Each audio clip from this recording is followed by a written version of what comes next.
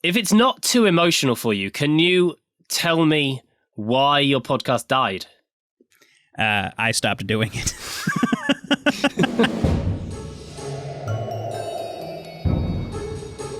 Dear listeners, we are gathered here today to reflect on a podcast that is no longer with us, Humans of LinkedIn. The show was described as highlighting the diversity of talent and skill on LinkedIn, from IT to marketing. Haunting us today is its ghost, John Welch, who works as a sales consultant. Launched in January 2020, and with over 40 episodes published, in March 2021, the show was left to perish. On this episode, we'll learn what caused Humans of LinkedIn to be yet another headstone in the podcast graveyard. We'll celebrate the highs, lament the lows, and discuss whether it should be laid to rest forever or be brought back to life. From OneFinePlay, this is Podcast Graveyard. John, thanks for haunting the show today. My pleasure, James. So tell me, why did you want to make this podcast in the first place? It was probably just conceit and vanity, if we're being honest with ourselves, but I told myself it was because I wanted to do some marketing stuff for my business. So, I mean, I really was interested in meeting people too.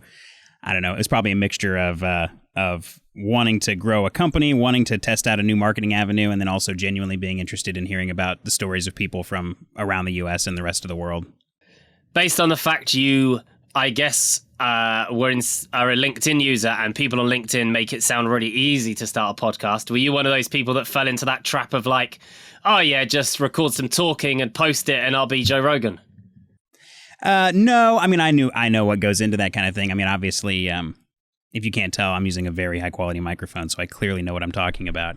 But John, we're actually microphone buddies. We are using the same microphone. There we go. We're using the same microphone. So James knows, the real ones here. But it was more like I had a business partner. We were both in like video and audio stuff in college together. That's how we met. So we'd always thought it'd be fun to do anyway, and we like to flex our creative muscles, and the kind of web development stuff we were doing didn't always give us a chance to do it. So that part of it was interesting to us as well, just having fun doing the production side of it. And I knew that the actual process of recording them would be easy because I have no problem just chatting with people for however long they want to chat. So it was one of those things where barrier to entry wasn't high enough for it to be a problem, but I also didn't expect it to like become the next huge thing. What other podcasts were your inspiration? That's a good question. It was probably more like just the idea of podcasting interested me.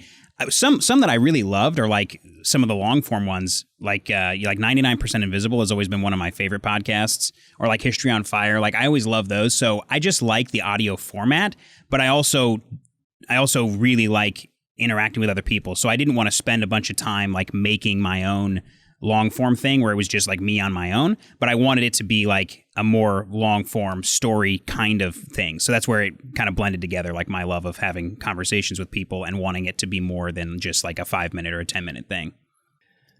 I totally hear that. And I think it's tricky when you are inspired by shows like 99% Invisible, which is a audio work of art. Right. It's the sort of show that can get you really passionate about podcasting. It can also demoralize you. Oh, that too, I guess, when you realize... You're like, oh, wow, they spend like 40 freaking days on every one of these episodes. And you start to get into the edit after you thought it was easy to make, and you're like, oh, you start to notice all the new things that you've never heard before that they're doing. Is Humans of LinkedIn based on Humans of New York? No, not really. I guess my business partner came up with the name. He just thought it was a really interesting way to kind of encapsulate the unique side of the show, which was that we weren't really specifically talking about anything other than humanity, which is just something that I've always been very attracted to. I mean, even when you came on the show, I think we talked about that a little bit. Like what I don't know, like it's always just been something that's very important to me is just building human relationships. And like, I don't really care like what you do or what you spend your time on or any of those things. Like, I want to know like who you are, which is like what the point of the show was. I asked a lot of very personal questions. It was much more about like your background and where you came from and what your dreams were and all that stuff than what it was you did with your time. When you started out, what were your expectations and what were you hoping to achieve? Like I said, I mean, I was hoping to achieve business relationships. What surprised me was how easy it was to start conversations with people. Like, I've been in sales for my whole life, and what was kind of weird was, I've been in the business of trying to start conversations with people, and seeing if someone wants to come on your podcast is the easiest way to get anyone to talk to you ever. It was kind of weird, actually. So then I was like, all right, well, I mean, it became a much better tool for starting relationships than I ever thought it would be. But my original goal was just to have conversations. I think that used to be one of the best kept secrets, was it's such a good way of meeting new people. But I think slowly now that is leaking and people have become aware that it's a really good thing to do. And I think vice versa, you see it with the speaking on podcasts. There was a time when only a certain type of person spoke on a podcast, and now anyone and everyone is using some SaaS tool or platform or, Tinder for podcast guesting, and there's no barrier to entry and it's free PR. But we'll move on again. So I think it'd be really interesting to take some time to reflect on the podcast Humans of LinkedIn. It was your love for 14 whole months. And so maybe let's talk about some of the finer details. Let's really get into the nitty-gritty of the show and just reflect on what went well and maybe what didn't go so well. So let's kick off with, what some might think of as a tricky topic, but time and money, because it is a sap on both of those things. I think we can agree. Yes. How much time do you think you put into this project? Between me and my partner, my business partner, we probably put 3 or 4 hours into each episode. And we did like maybe 2 a month. Now, both of us, like I said, like we very specifically engineered what we were doing so that we could do it as quickly as possible. He put more time in than I did, because I put almost no time into prep because the format of the show was very free flowing intentionally, so I wouldn't have to do that. I probably put an hour and a half in, and then it might have been more like 3 or 4 hours on his part alone, because he would basically he'd clip it all up, make some little clips to throw on LinkedIn. We would do like a little title, like a little like a card, essentially like a like a graphic card to give to the person for them to post about the show and for us to put up on LinkedIn. And an audiogram, you mean? An audiogram. No, well, I started doing those at the end. I started doing the audiograms about like maybe 7 or 8 months in, which were also, that probably added another 45 minutes to my investment in it. Thank God that trend is over. They were dreadful. Anyway. Dude, it's such a time suck. But yeah, I mean, that like the answer to the question is a lot more time than you'd think. Like, it was literally a 45, it's probably usually 30 to an hour and a half, depending on the guest and how talkative they were. And that was only about probably 15 to 20% of the time involved in any given episode. And I guess the worst thing about that as well is that you knew you were still taking shortcuts. Like, you were trying to do it a fast way and it was still taking loads of time. Yes. Yeah, that's what was crazy, is we were not trying to do anything fancy. I mean, I didn't even really go in and like edit like if there was something that happened in the middle of the episode that needed to get edited, sure, but like I pretty much left it alone. I would compress it, do some EQ, slap on the bumpers, but I mean, I wasn't doing anything other than just basic audio cleanup, and then we were just kind of like doing some clipping and stuff, and that probably meant 5 to 6 hours total invested in each episode. So yeah, probably a little more than I originally said.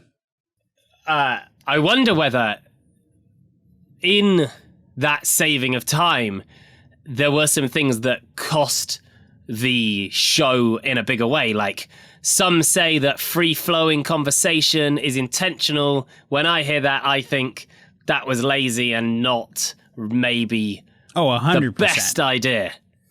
Yeah, I mean, it can be intentional and also lazy. The intention was laziness. Okay, well, I mean, it's not even laziness. It was more just like I had a bucket of time I was working with. Like, I was running a company. We were running a web dev, and this isn't.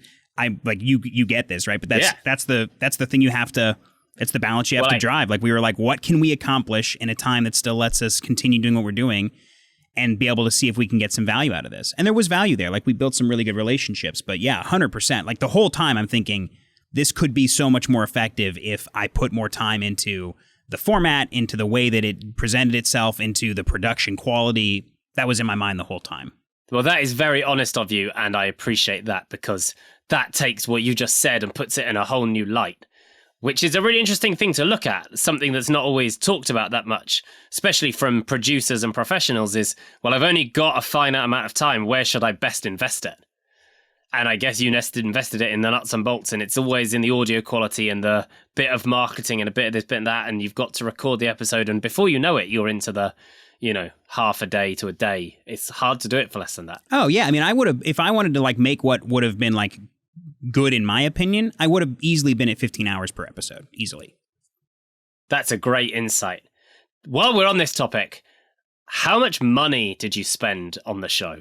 Not hardly any. I mean, we had StreamYard, and then like I already had a bunch of my audio. Like I didn't buy this mic to do podcasting. Like I already had this because I do like music stuff, and so I already had a lot of the gear. So yeah, basically probably StreamYard is about all we paid for. Okay, and then you hosted somewhere for free, I guess, like Anchor or something? I guess maybe we paid for, do you pay for, I don't know, my business partner set that up, but they would go on Apple and they'd go on Spotify through Anchor, which I think Anchor's free. Okay, so you recorded on StreamYard? Yeah, recorded everything on StreamYard.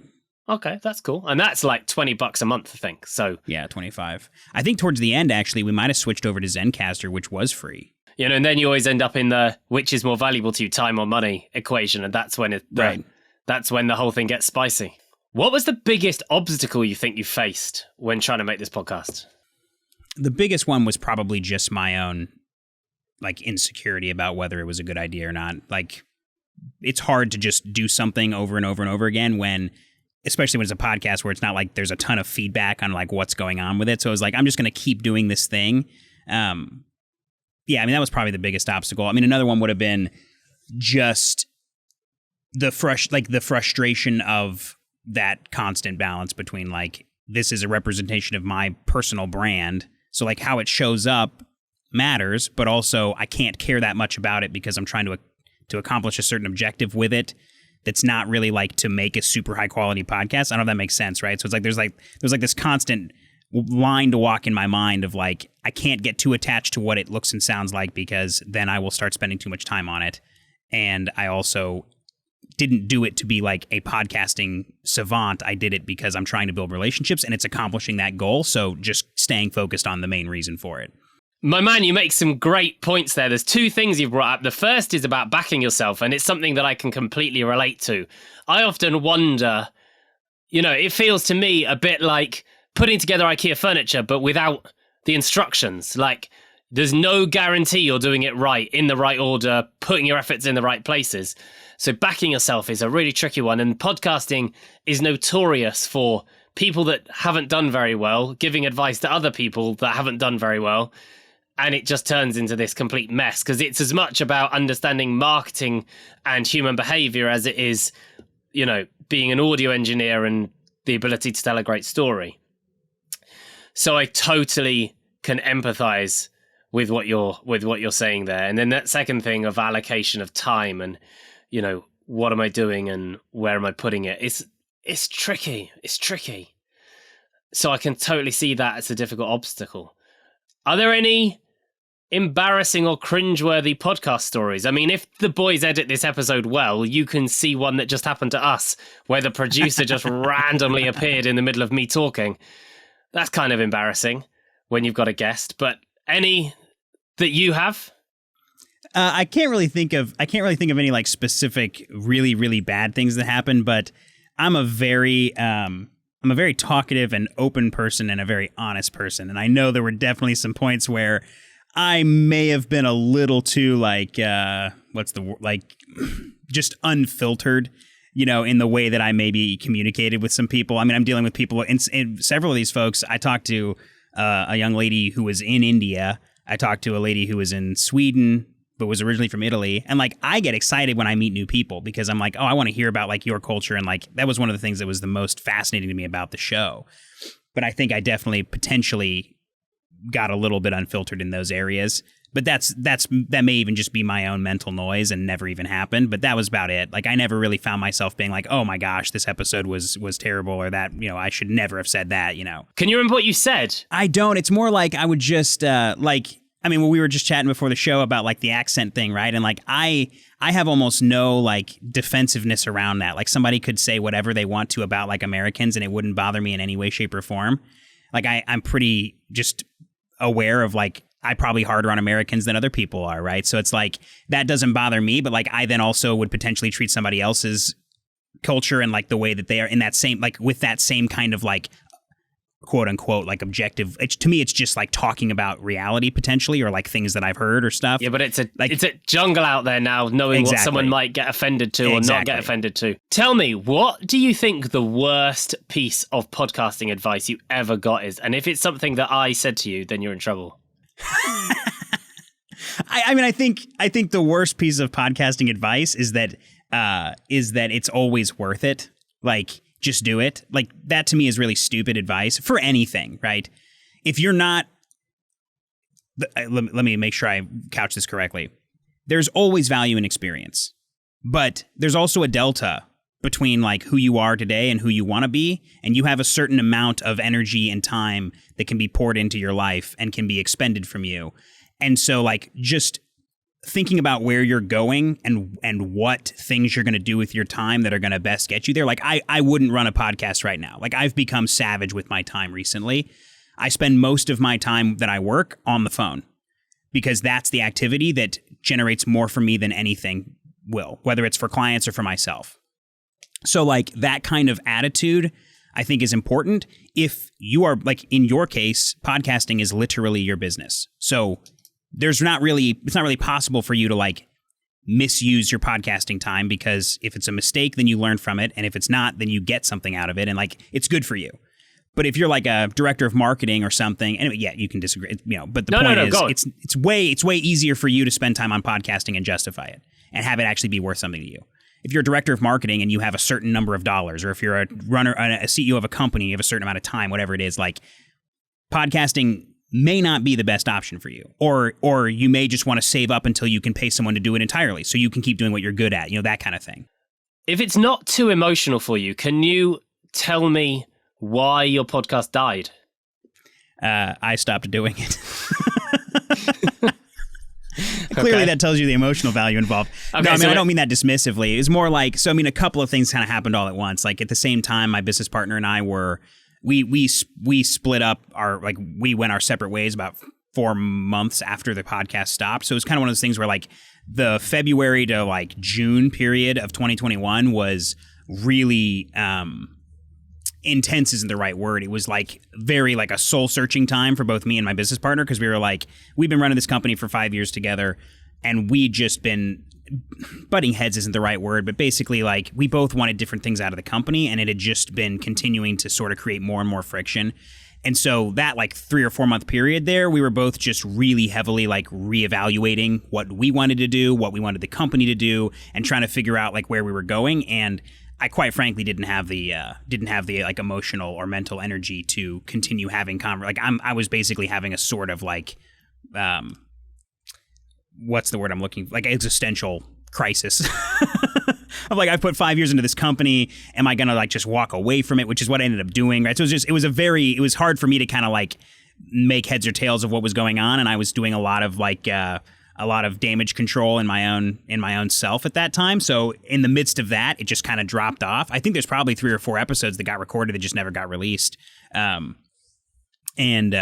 That's basically what happened. I mean, once I'd made the decision that it was time for me to go another direction, then the show didn't really matter to me anymore, because I wasn't really looking to do it for any other reason than its involvement in our company. But it is kind of funny. I mean, it is my brand essentially, because it wasn't related to our business, and I'm the host of it, so I could bring it back at any point. But that's really why it fell off.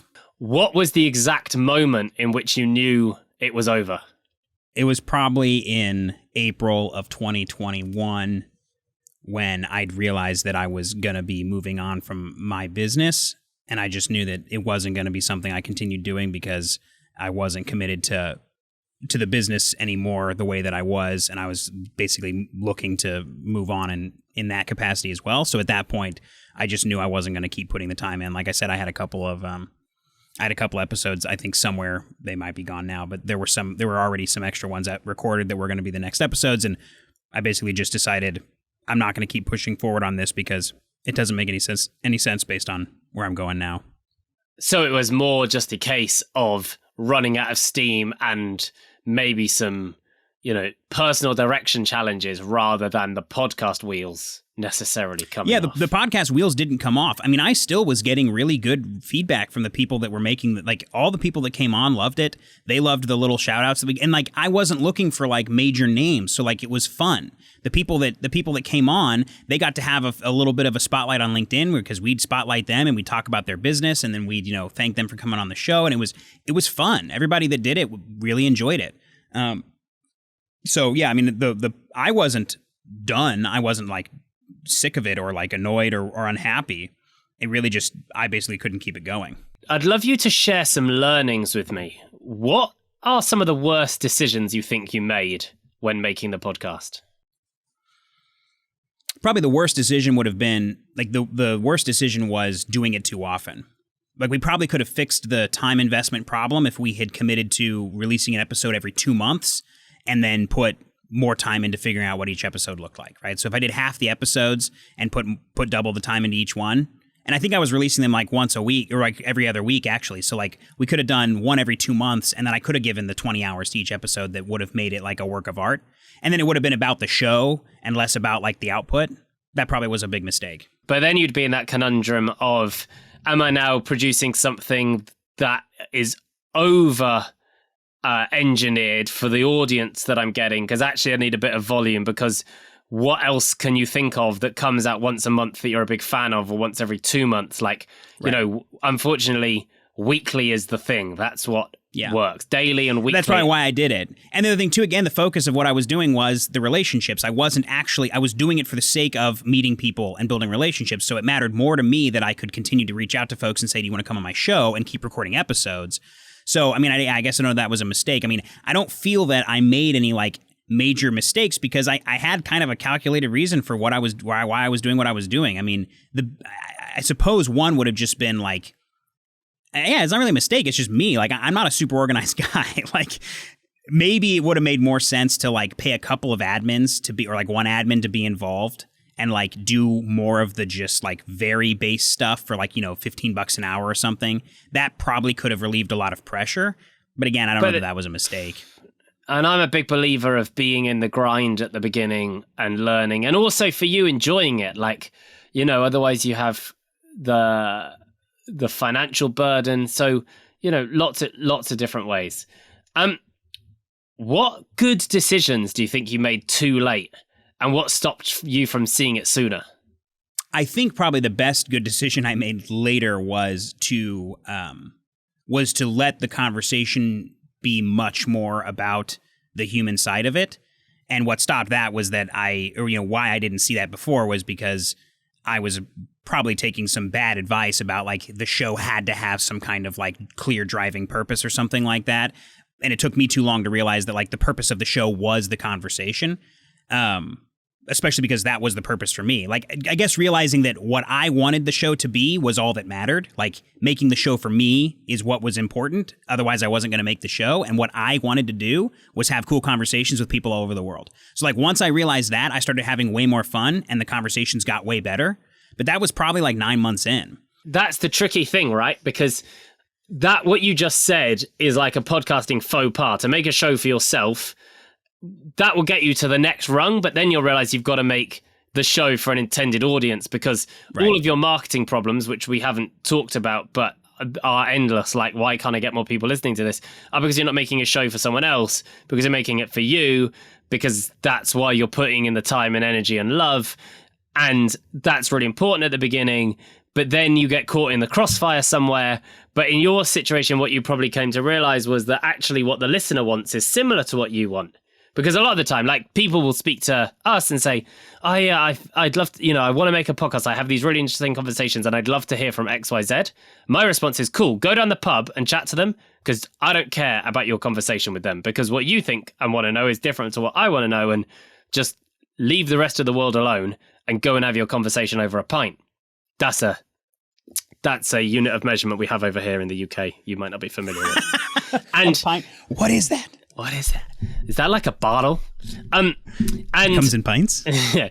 So, yeah, I see. It's interesting that you think of that as a good decision, but I think what you really did there was you brought in heart, you brought in emotion, you gave a piece of yourself to the show, and that's what really brought the chemistry and the fire out and made it more of a compelling story, I guess. Well, the guest can feel that, and so can the audience, like, whenever it matters to you. Like, whenever I started asking questions because I wanted to actually know who this person was, everyone can tell the difference between when you're asking questions because you're trying to, like, create something. And the reality is that I actually don't really give a crap about a lot of the marketing stuff that people talk about, and I think most of it's terrible advice. And, like, if you look at something like The Tipping Point, like, I honestly don't really care that much about somebody's opinion on, like, what they did to succeed, because most of the time, there's, like, a couple of actions you can do in marketing land that matter. And most of the time when people get stuff to work, they either stumbled into something that somebody else was already doing that was a good idea, or they just got super lucky. So, like, a lot of that advice just doesn't even resonate, really, because there's just the fundamentals. In retrospect, what aspect of your podcast do you wish you'd have put more energy into? More energy. I mean, if I'd had it to put in, I probably would have put it into the format of this show, like, okay, to where it actually followed some kind of structure. Because, like, I agree with you, right? Like, I think towards the end I tried to get more into, like, the start of the episode, just, like, diving straight into, like, I'm here with Steve, and then just, like, talking, right, and, like, just getting out of, like, that whole, you know, welcome to, you know, like, there was a little intro that said, like, this is Humans of LinkedIn or whatever, But, like, I do like the idea of having there be some kind of, like, purpose to the show, like, get to know the person, and it's, like, very specific so the audience can know what to expect. I think that's really important, because it can feel very weird when you're in the middle of, like, an hour episode and really have no idea where it's going or where it's going to end up. Did you mourn its passing? Like I said, I mean, at the time, honestly, no. Like, at the time, I was kind of like, look, I just can't put this into this anymore right now, so I just kind of let it fall.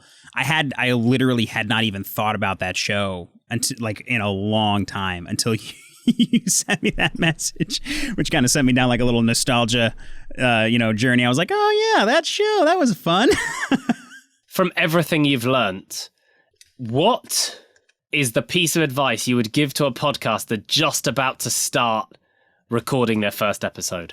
I would say just, like, why do you care about this thing? Like, just know why you care. And if it's something that you're going to be able to do because you enjoy it, then do it. If you're just doing it, like, people can sniff out it, like, they can sniff out the inauthenticity thing, right? So, like, if you're doing this because you want to game some system or you want to, like, accomplish some end that isn't making a good podcast and, like, making people happy with it, like, I wouldn't say don't do it, but figure out how to care about it fast, or, you know, just understand you've probably got a limited runway before you get tired of doing it. Like, if you don't care and it doesn't make you excited and it's not about the art, I just think so much of what goes on in business land, the people can't tell the difference between folks who succeed because they care. Like, it's weird. They're like, well, I care about business because I want to, like, make money. It's like, no, I mean, you can also care about business because you care about, like, helping people, or you're passionate about the product that you sell or the thing that you do. Those are completely different things, and everyone can tell the difference. Like, even if you think that nobody can, everyone can tell the difference between the guy who loves what he does and the guy who's selling what he does. I love that, and I think it's great advice that more people need to hear.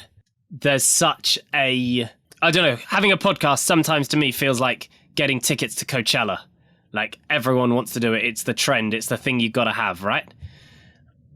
And it's just not that simple. And you've hit the nail on the head. If you don't care about the thing that you're making a show about, probably don't start. John, right. Finally. Yes. If your podcast had a headstone, what would you put on it? Oh, man. These are great questions. If it had a headstone, what would I put on it?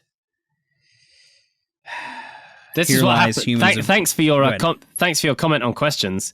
That's what happens if you spend 4 hours thinking about questions.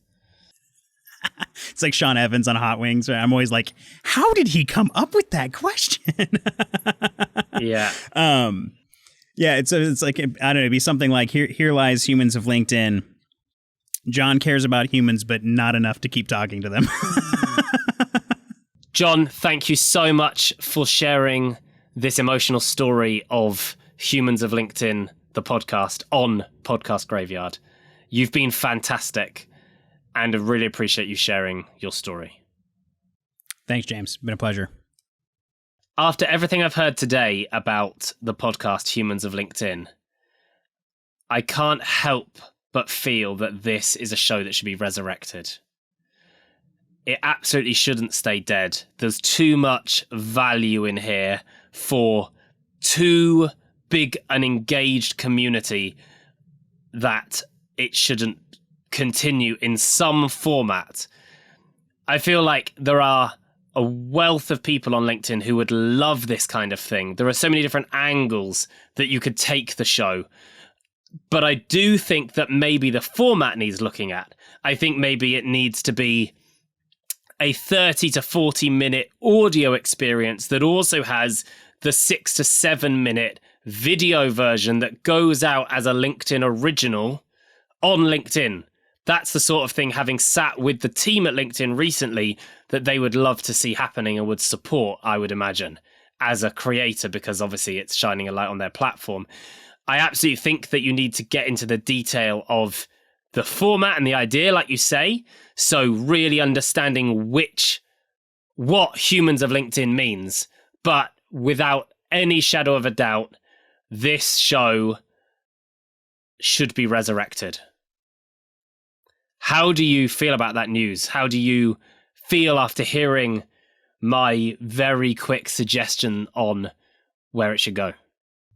I mean, it's gratifying to hear somebody say you had a good idea, so I always appreciate that. And I've had a similar thought after I read the outline for the questions here. Was just like, it probably does make sense. But I agree with you. If I'm not going to do it right, and I'm not going to plan out very specifically like what the segments are going to look like and how it's going to flow, I've already got some ideas though that are coming to my mind after we've had this conversation about it. Just realizing like how much I've grown since I did it last. Based on James' feedback, I think it's time for me to dig out the old notes and dig this one up out of the graveyard and see what happens.